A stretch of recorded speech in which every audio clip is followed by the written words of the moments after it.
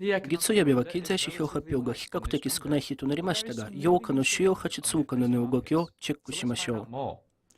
オーストラリアドル日本円が 1.16% 上昇し、本日最も変動した通貨ペアとなっています。資源国3つ通貨はトップに位置しています。中国貿易黒字の拡大のため、オーストラリアドルがトップに位置しています。ニュージーランドドルがカナダドルのわずか上に位置しています。カナダ建設強化件数の 5.5% の下落にかかわらず、カナダドルの上昇傾向が見られます。ユーロ圏のセンティクス投資家信頼感指数の予想以上の上昇により、ユーロは米ドルの次に位置しています。ポンドはスイスフランとほぼ同じに位置しており、日本への上回りました。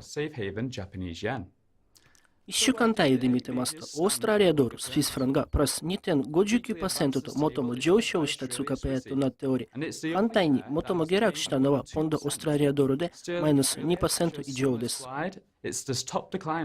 1ヶ月単位で見ると、オーストラリアドル日本円でプラス約 4% と最も買われており、反対に最も売られているのはユーロオーストラリアドルがマイナス 2% 以上です。8月8日月曜日の主要通貨ボラティリティ推移は以上です。次回のビデオにてまたお会いしましょう。